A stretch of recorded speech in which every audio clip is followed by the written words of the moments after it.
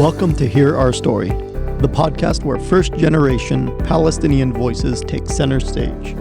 I'm Elias. And I'm Janice Farhat. Together, we're sitting down with family, friends, aunts, uncles, and yes, all your cousins too, so we can share the rich, complex stories of growing up between two worlds, the land that gave us life and the one that lives forever in our hearts. They are not just our stories. They're stories that will feel familiar, maybe even like your own. So grab some coffee, get comfortable, and let's dive into these conversations that are as enlightening as they are entertaining. Hello, everyone, and welcome to today's podcast. What a pleasure it is to host our guest today. He is by nature described as modest, low-key, and humble. He has an impressive background, exceptional leadership skills, and has given generously of his time and talent to the club and the community. Janice, would you like to take it from here? Yes, Alex, thank you. And I agree with all the above. Our guest was raised in the Ramallah, Jacksonville community, grew up in the youth club, served as an officer, has been involved in or chaired some of the most successful fundraising and cultural events hosted by the Ramallah Club within the last 15 to 20 years. Honestly, too many to count, but we will highlight some big ones.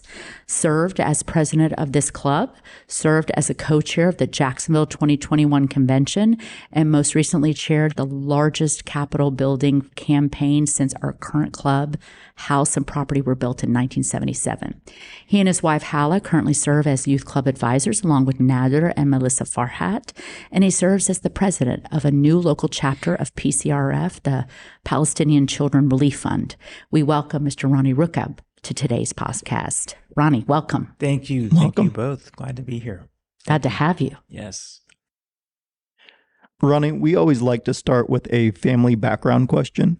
Please tell us your parents' names and their hamula, and tell us their journey in coming to the States. Yes, thank you. And thank you again. Really appreciate that. Appreciate having me. So my dad is Francis Awad Rukab. My mom is Siham Saliba Elias Rukab. Both born in Palestine. My dad was born in Jerusalem, Palestine. My mom from Ramallah. They both immigrated in the 1960s. Both coming from big families. There were five brothers and one sister on my dad's side, three brothers, three sisters on my mom's side. So lots of aunts and uncles, lots of cousins on both sides, but coming from very, very big families. And yeah, immigrated here in the mid 1960s, met in the United States, met in Jacksonville, got married in 1970, Immaculate Conception Catholic Church, where me and my two brothers also got married, so it was really nice kind of continuing that tradition. My dad was raised in the Catholic Church in Jerusalem. My grandfather worked for the Catholic Church in Jerusalem. One of the reasons I think why he moved from Ramallah to Jerusalem was for work. So that's where he was able to find a job. And he also immigrated, I believe, in the 1960s as well. Very similar to older generation stories of leaving Palestine, leaving home, and starting a new life here in Jacksonville, and just wanting a better life for their kids and grandkids. Yes, absolutely. Ronie, tell us about your first memories of growing up in a very large family, of course, but a very large Ramallah city and community. Yes. Yeah. So like I said, both sides, very big family. So lots of cousins. On my dad's side, my Sida Awad and my Teta Aziza, I remember I was maybe 4 years old when my Teta Aziza passed away. I think it was around 1980. I was maybe 4 or 5 years old. So I don't remember too many family functions at their house when I was growing up. I remember maybe one. I definitely remember the house. It's on Delwood on the west side. Yes, I'm familiar. So that was a very common area for Ramallah families to kind of live together. Murray Hill, west side area, yes. Half their neighbors were also from the Ramallah family. And so I do remember that. But, because my grandmother had passed on my dad's side, had passed away when, by 1980. So we didn't do too many family, for example, Sunday lunches at their house too many times after that. I think the aunts and uncles kind of picked up the slack after, to make sure that everyone kind of stayed together and saw each other. And so that I remember, those memories. And then on my mom's side, very similar story where it was almost routine where we had lunch on a Sunday at Tetencito's house. That was kind of a given. And if we didn't do that, then I don't know, something was wrong, or maybe somebody was sick, or whatever the case was. But I remember, my Tetencito, Cito Mike and Teta Badea, on my mom's side, very adamant about keeping the family together and encouraging their kids to come, and everybody did. I mean, I don't really remember a time where one of the families couldn't make it. So we all kind of looked forward to it, and all the aunties would kind of help prepare food, and one would make mahshi, and one's going to make the salad, and one's gonna do this and that. And so it was really nice to, have that bond. We didn't see cousins as cousins. We saw cousins as siblings, really, because we were so close to them and saw them so often. Really on both sides. More on my mom's side, I would say, because of my age, I'm the youngest on my dad's side. So, by the time I started growing up and kind of becoming, in my teens or, around that playtime time of my life, a lot of my older cousins that have already moved on and graduated high school and things like that. And so I was just a lot more closer on my mom's side for those cousins. So. Now, did your parents put a great deal of emphasis on you and your brothers about maintaining the Arabi culture in the household, even though you were obviously raised in the States? It sounds like the Sunday lunches was an example of that. Yes. We grew up, with Arabic spoken in the house.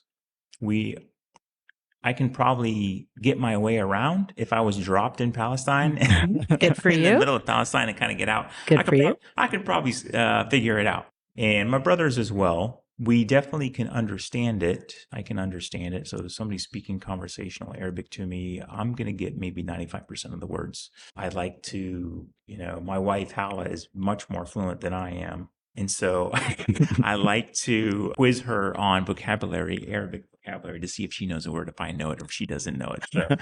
So that was, definitely that was instilled from both of my parents. They would always talk to us in Arabic, and we would understand it. We wouldn't necessarily speak it back, but we kind of knew the words. I think my dad wanted us to speak it back, and just to help us practice and to kind of keep the language going and keep the culture going. And so I'm so grateful of that, seeing other nationalities here in town, even just these days, they really hold on to their mother tongue. And I wish I did more of that and spent more time practicing conversational Arabic. And, you never want to come across that that says, you don't speak Arabic, what's wrong? So, it's definitely important. I mean, that's who we are, and that's our culture. And we should definitely retain that. I agree. I think sometimes when you're younger, in situations, I think kids struggle in that area because, you want to maintain the culture and the language, but when you're growing up in America, I think you kind of want to blend in. You don't want to be different. You have these social pressures of wanting to be just like everyone else. Absolutely. So you just want to act like everyone else, be like everyone else when you're young like that, and you don't have quite the identity that you have today as an adult. When you're a proud Arab, when you're young like that, you just want to blend in. You don't want to look different. You don't want to sound different, but you're obviously very different. Yes. I mean, we would never have imagined taking bread and hummus to lunch at school. You got that. You got that right. But you ask any kid today, yes, they probably have hummus and bread in their lunchbox. And proudly. Yes. Proudly. So times have definitely changed, and it's so nice to see that we're all embracing each other's cultures. But you're right. When I was in middle school and elementary school in the 80s and 90s, the 80s, but we never thought we would take Arabic food to school. We didn't want to get picked on because you're going to get questioned by your friends. Oh, what's that? What are you eating? Where are you from? And so that was kind of, you wanted to blend in. You wanted to wear the Florida Gator t-shirt. Social pressures, of course. Absolutely. Yeah. To where, you're not trying to, stick out like a sore thumb type of thing. But so we kind of had our school life. I hate to say it, but no, we had our it's very school life true. and we had our home life. Yeah.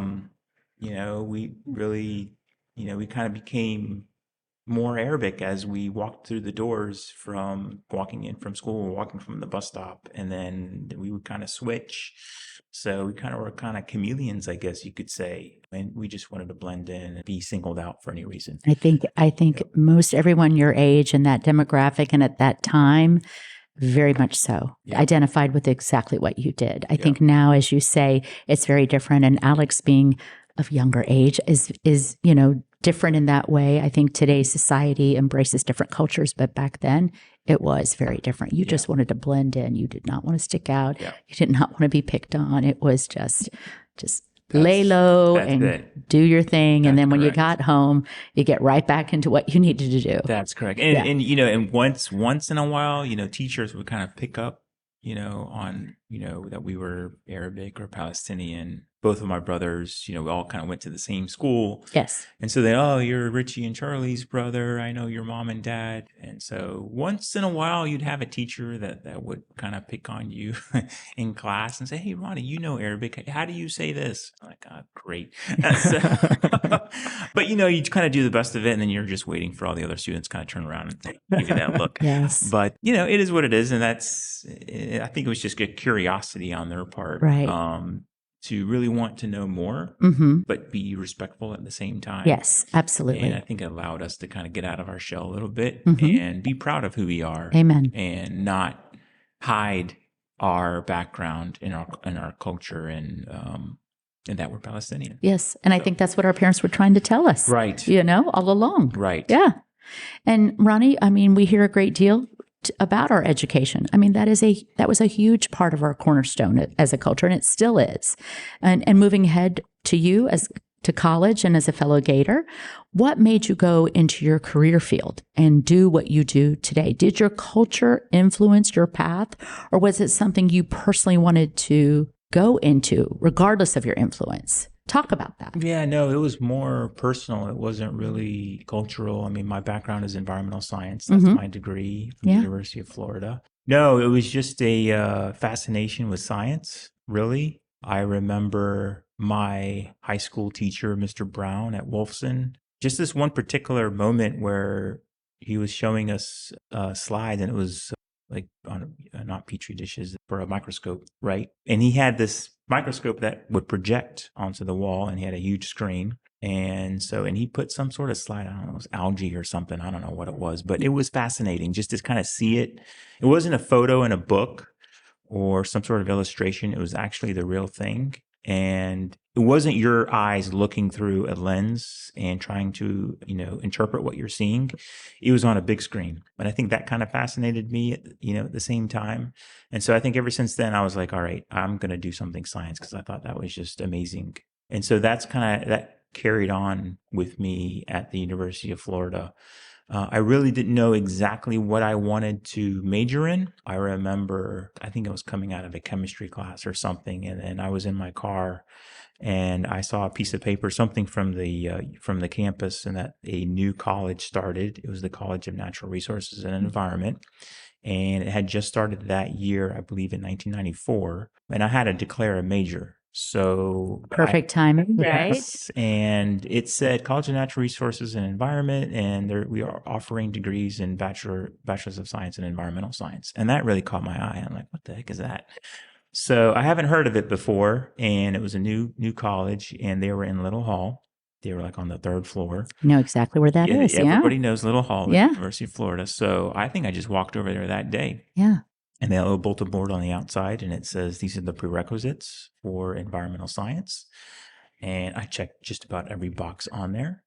And they were in a little office, like I said, on the third floor. There was two ladies and a gentleman. The gentleman was the dean. And I walked in and I said, I want to major with environmental science. I want to enter this college. And I said, well, did you take all the prerequisites? I said, I think I have every one of them that's on your bulletin board out there. She's like, well, then you're perfect. Let's go. And then that was it. And then I just started taking classes in environmental science, and the dean taught some classes, and those were some of the classes that I won't forget. It really just kind of carried me really through this day on everything that I do on a day-to-day basis as an environmental science. I don't do really too much science. I'm more on the manager side of things, but I still have to mentor younger folks that just starting off. And so those concepts, basic concepts of environmental science, I'm still trying to instill in those folks. And I just remember that all the courses that I took at the University of Florida, at least for my degree, are just still applicable today. We talked about water quality and whether or not we're going to have enough water, drinking water, clean water for everybody to have available to us. And so that was that was important then, and it's very important now. I mean, you hear situations of like Flint, Michigan, where there's lead in their pipes and half the town can't drink. What's coming to them, and it's causing diseases and educational differences, and whether or not you can learn quicker and things like that because of the contaminants in your water. So yeah, I just really loved it, really got absorbed into it, and graduated in 1998. And I graduated on a Friday. I started work on a Monday, so I didn't have much of a break, but I was just kind of applying to any and every job that was out there, and landed on an environmental consulting company here in Jacksonville. They're still around. They're not here in Jacksonville, but there's still some remnants of them around the state, but really got my feet wet, literally. Awesome. And it was just, it's a field that's very rewarding.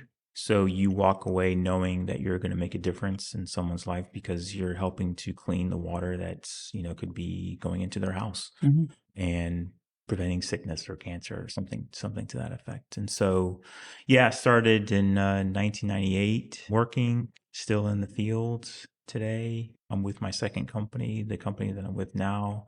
I've been with them since 2002. So I've been there. Wow. Maybe a little bit too long. No. Yeah, not at all. They are fortunate to have you, Ronie. No, I love what I do. And it's just, you have to surround yourself with really good people. And that's what I have. So I'm definitely blessed with, wonderful. With my work life for sure. Any highlighted projects you want to talk about? Oh, boy. There's a lot, but anything in particular you want to mention? Gosh, that's a great question. I have done...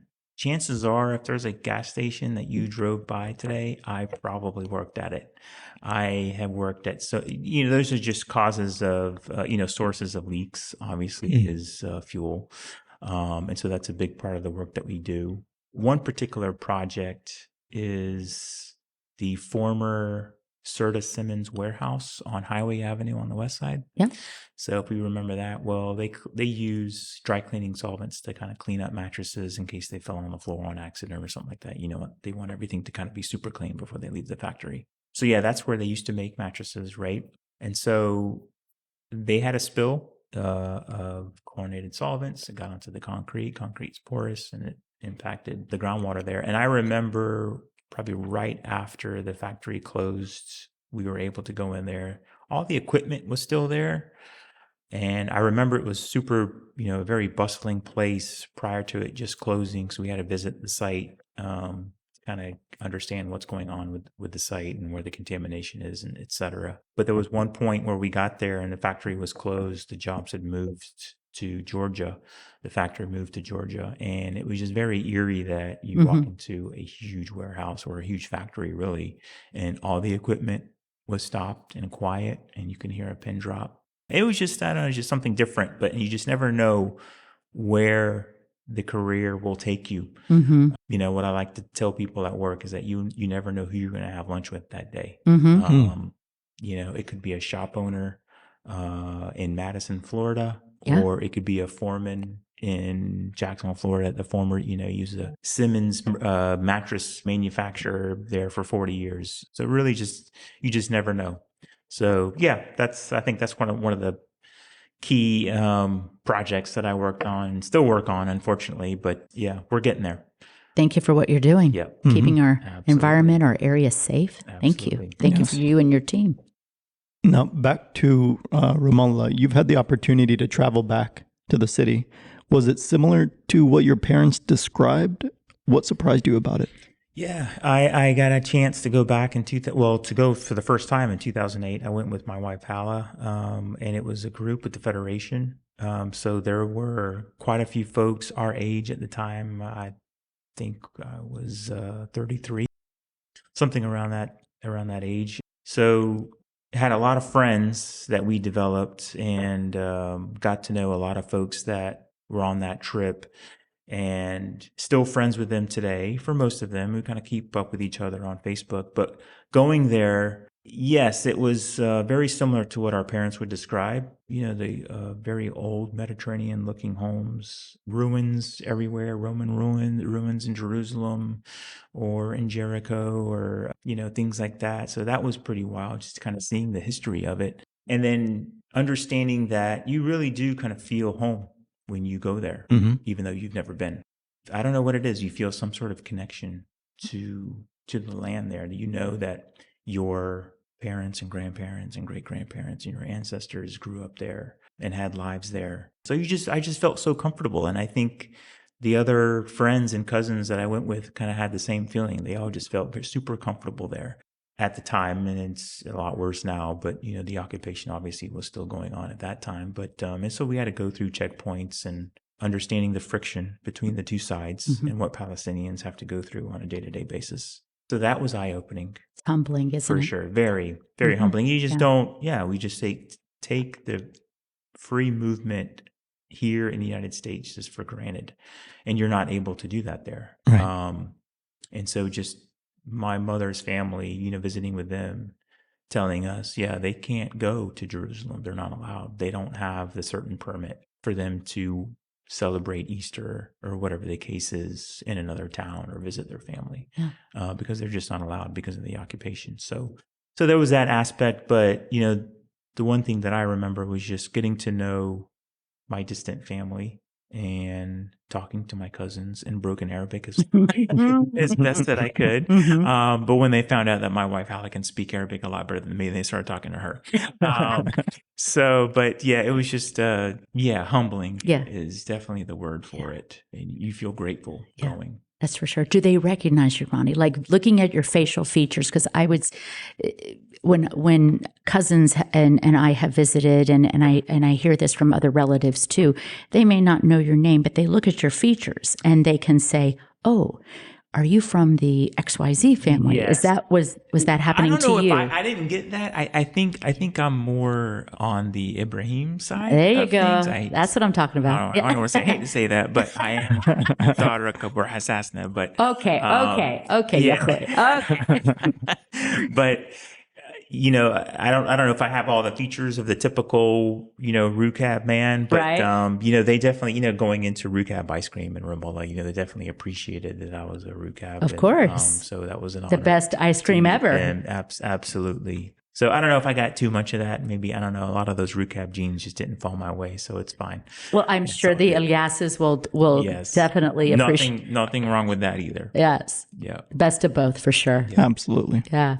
So let's go back to those teaching moments. I know we little tongue in cheek about, growing up and trying to blend in, but, as you were growing up, and even in those college years or even honestly in your working life, were there challenges growing up, and did you use those as teaching moments, even in your career when people spoke to you and they realized you were an Arab American and, your diversity? We're talking about a post 9/11 world. Yes. Yeah, that is correct. Going back to us just trying to blend in, I think I try to do that at work as well. I'm more open about it now, obviously, because of what's happened since October 7th. But I never shied away. If someone asked me, I don't, open the conversation right off the bat with somebody unless I'm, kind of get to know them a lot more and understand their background. And you feel comfortable, of course, I feel comfortable speaking around them. Correct. So it hasn't really come up too often at work, but if somebody at work wants to ask me, and then, obviously with me going, I'm not a super expert because I went there for 3 weeks, but, I'll tell them my perspective and what I saw and what I know, and just kind of stick to the facts. And so it really hasn't been a challenge or an issue for me in my career. Good. Yeah. Good. Now, on that note, given the landscape of what's happening right now in Gaza, how do you and Hala walk your daughters through some of the questions they may have about what they're seeing on TV and on social media? I mean, they're at an age where kids are openly talking about this at school. So how are you guiding your children? Yeah. We're being honest about it. Obviously, we can't show the entire graphic nature of what's Right. going on there, but we do explain our perspective and why the conflict is happening. We try to explain the occupation. They have a difficult. I mean, our daughters are 14 and 10, Mhm. so they're starting to understand some of the basic concepts. Especially Abigail, being the 14-year-old, she is picking up on the news and understanding what's going on. For sure. So we try not to sugarcoat it too much because it's not a situation that can be sugarcoated. Right. But we're trying to explain it in simple terms Mm-hmm. to where it's basically just wrong versus right. Yeah. And just basic respect of how to treat each other, and understand that when you do need to speak up, if you hear something that's wrong or someone's being picked on, that you should speak up, and to defend those that can't defend themselves. So I think that's what's going on now. Obviously it's a lopsided war, and helping them to understand that there are very difficult situations that are going on in the world that even very smart people can't seem to figure out after so many years. So they just are starting to understand that it's another difficult situation. We're trying to put it in simple terms for them, and we don't want to create biases. But I think most folks who just kind of look at it from a neutral perspective sees that it can be quite simple. Right. That it's really just a matter of right and wrong. And just because of certain people can't defend themselves because they don't have an army, because they don't have tanks, because they don't have F-16s, doesn't mean they're not worthy, and doesn't mean they can't fight for what they believe in. And so, yeah, it's not easy. I can only imagine, what happened on 9/11 was probably a little bit more difficult because of the shock of it and it happening here in the United States. Probably a little bit more difficult conversation if you wanted to have that with your kids at that time than here, than in this situation with Israel-Palestine. But you just do the best you can, and try not to hide too many things. You want them educated about what's going on. Absolutely. And with that, you helped with a fundraiser with PCRF with making boxes Yes. for children. Let's talk about that, because your girls are involved in the youth and Yes. they were a part of that project. Correct. Yeah. So the Palestine Children's Relief Fund, so I got involved with that about a year ago. I think there was just kind of stepping back at how I got involved. There was just some angst in the community. I mean, you go to a function, you go to church, you go to a club event, and folks were just really down. Yeah. It was just getting really bad in the early 2024 timeline, 6, 7, 8 months after the war started. Yeah. People were getting frustrated. Very They didn't know what to do. They didn't know what to do. Yeah. Exactly. And so I think there was a function where my uncle, who's a priest, Father Mazin, was at that function. And I think just a few of us were talking, and just kind of organically grew into this idea that we should have a memorial mass just to pray and to think about the kids that are being affected there, that cannot defend themselves, and they're really just kind of caught up in this situation. And so we pitched to having a mass at a church, and he helped us put it on. And so we decided to also have the collection that day go towards a certain charity. I just asked around. I've heard of PCRF, really didn't know too much about them. And family members were also saying that, yeah, they think that's a worthwhile charity for the collection to go towards. That's what we did, raising quite a bit of money during that service. I want to say, I don't know, close to 200 people showed up. Oh, yeah, it was a very well-attended From the service. community. St. Joseph's Catholic From Church St. in Mandarin. Correct. Beautiful Yep. church, and very well-attended. Yeah, and so somehow word got around that I was involved. Someone from PCRF reached out to me, the chapter organizer for all the chapters across the country. She reached out to me, had a few phone calls, and told her I would do whatever I could to kind of help getting a chapter started here in Jacksonville. And it just organically grew. And then cousins started joining, doctors started joining, family that I didn't know was family started. So it was. See how that happens, I'm Ronie? telling you, You know? can't run away from it. Hi, It's a cousin. great thing. Did you know we were cousins? That sort of Yes. thing. Yeah. So it's just amazing. So yeah, it's grown into where we've had we're having meetings every month. Yeah, so we were trying to do something for the kids that PCRF is taking care of here in the United States at either hospitals or they're recovering with family or friends in different cities around the country. And we just wanted to let them know that we were thinking about them and that we encourage them to get better. So we arranged a wish list program to where they can develop wish lists on Amazon, and they did that. And one of the committee members, one of the doctors on our group, Dr. Farhat, who's also a member of the club, arranged for a donation of many toys from the hospital that he works at. We had them delivered here at the Ramallah Club inside the room that we're sitting in now. And quite a few folks from the community just showed up that Saturday and brought additional clothes and supplies and whatever they thought these kids can help get better and take their minds off of the injuries that they're going through. And also the families that they left behind because they're getting better here. So it's so nice to see that the community really just kind of rallied. We were not expecting the crowd that showed up. But what else do we expect? Well, I mean, why would we expect anything different from our community? We're so generous. We just want to help out in every way. And so that's what happened that day. We ended up packing 17 boxes, sent them to 15 kids around the country. They all got them. They're all super thankful for what we did. And, that's not what we're looking for. We just want to kind of put a smile on their faces. That's all.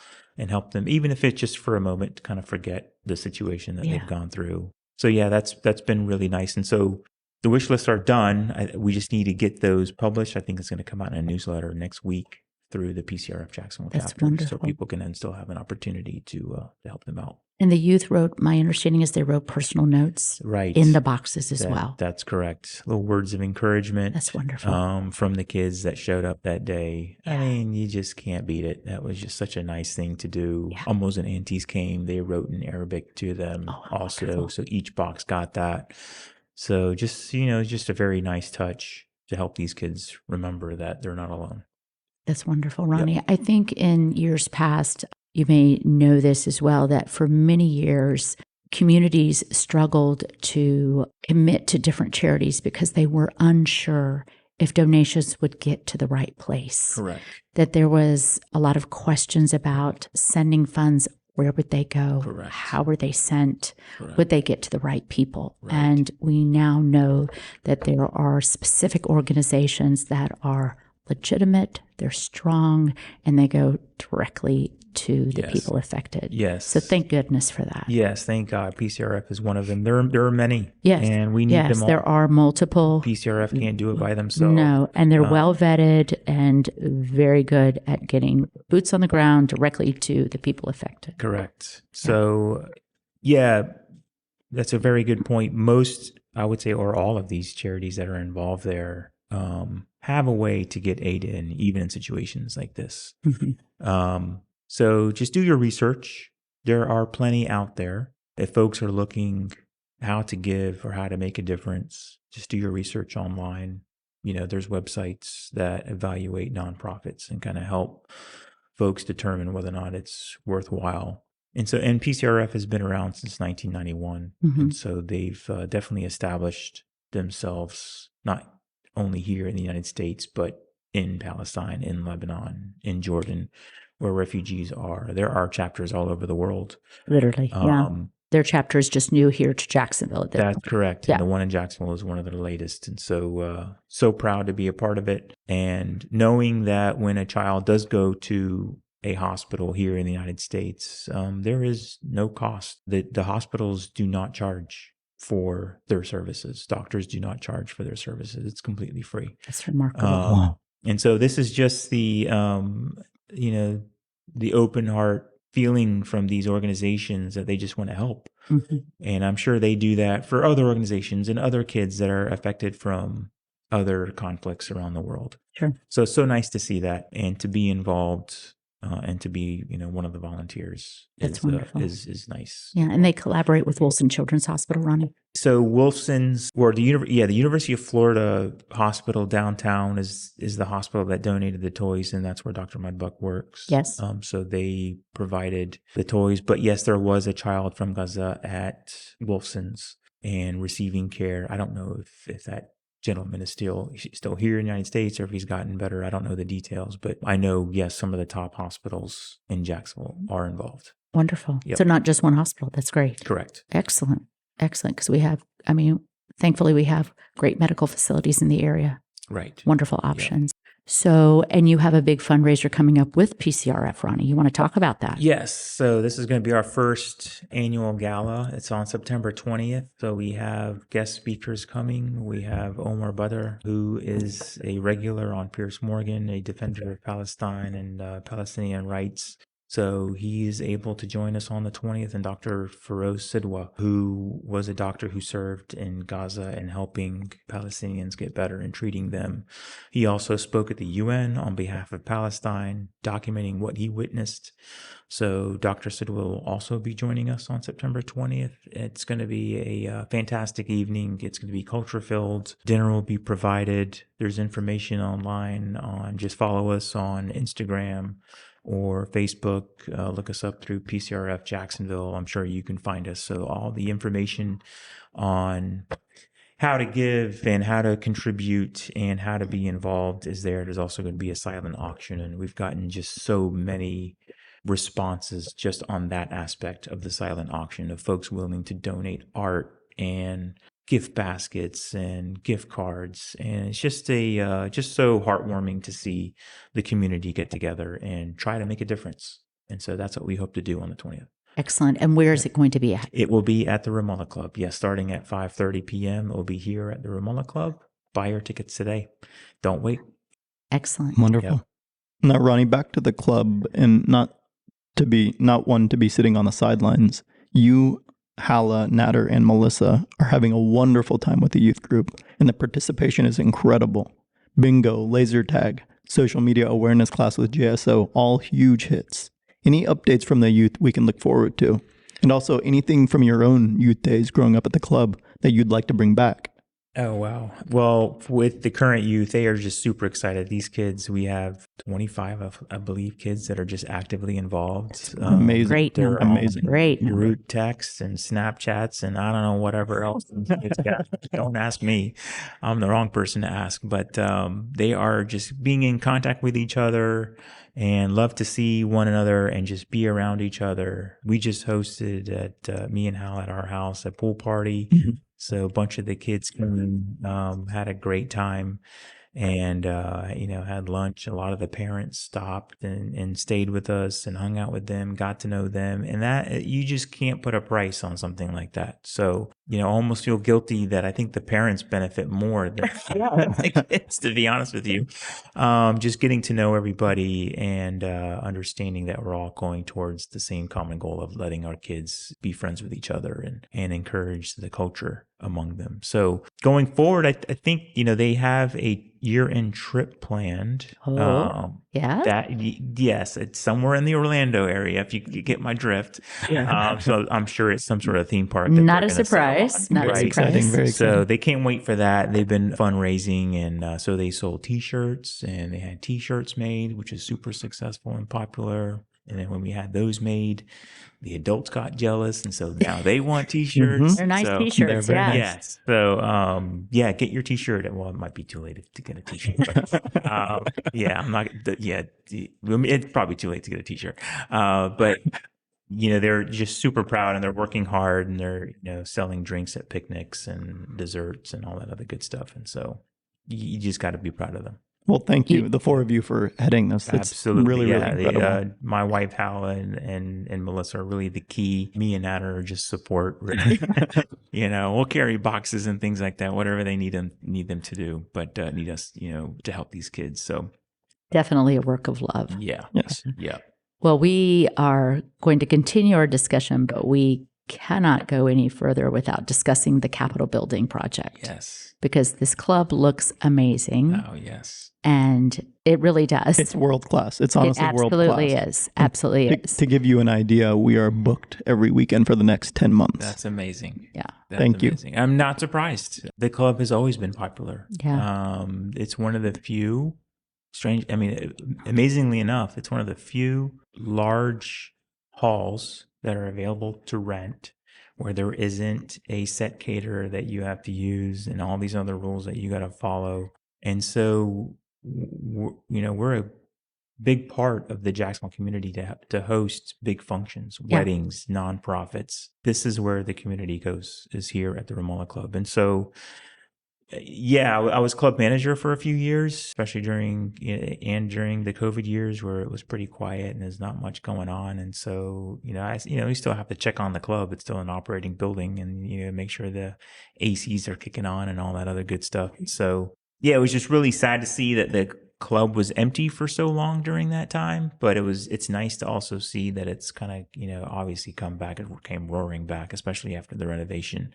But, during my time as club manager, you kind of get to know all the details of what's working and what's not working.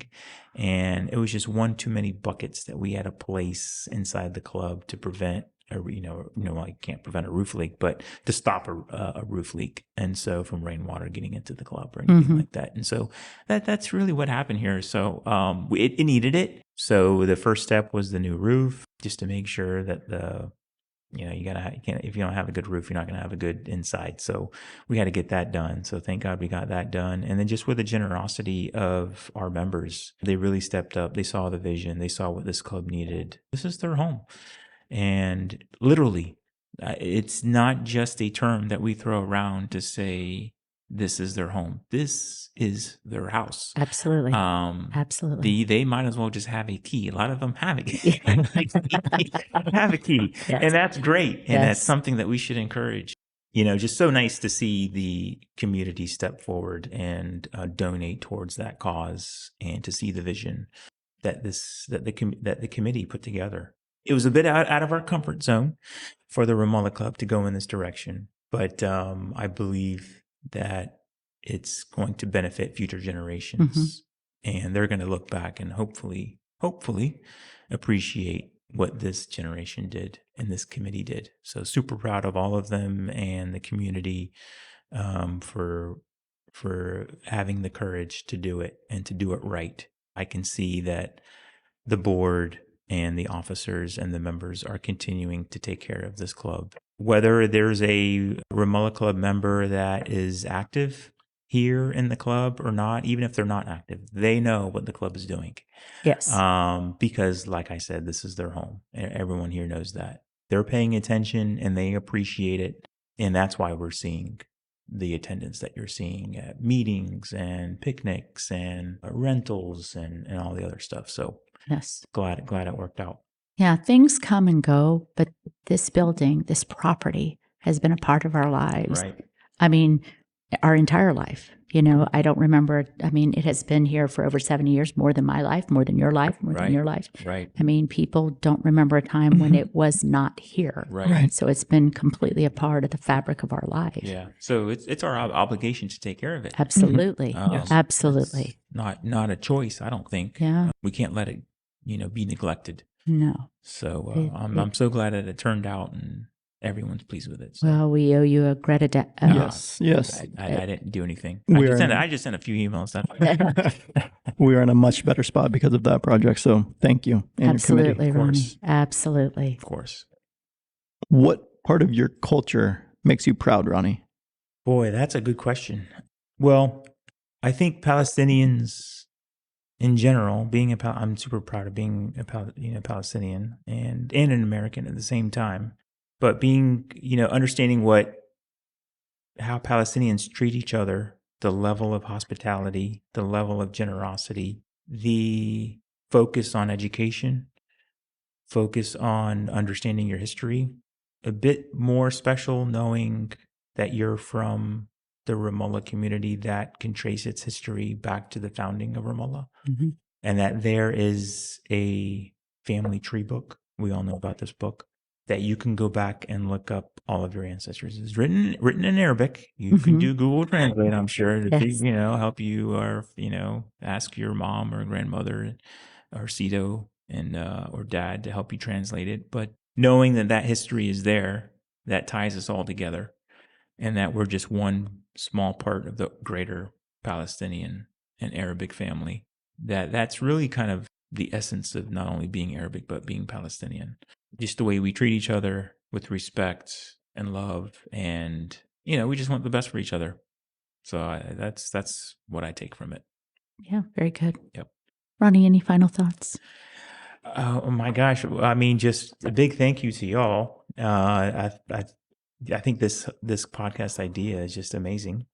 I think it's definitely needed. I think it's great that folks get to tell their story, and that just because, you can kind of maybe put us in one box of being a Ramallah family or Palestinian family, but we're all unique, and we all have different stories to tell, and we all have different perspectives and kind of different backgrounds, and different experiences. And so it's nice to know that and to hear that.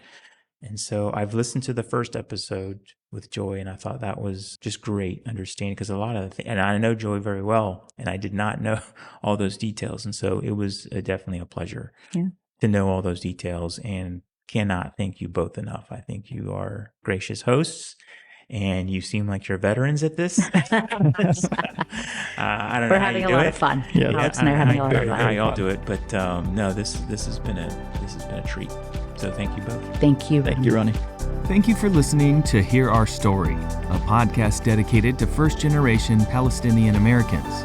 Special thanks to the Ramallah American Club of Jacksonville, and to the production team of Joy Betef Freha, Alex Elias, Janice Farhat, and Chris Farmand. Hear Our Story can be found on all podcast platforms. We look forward to bringing you our next story.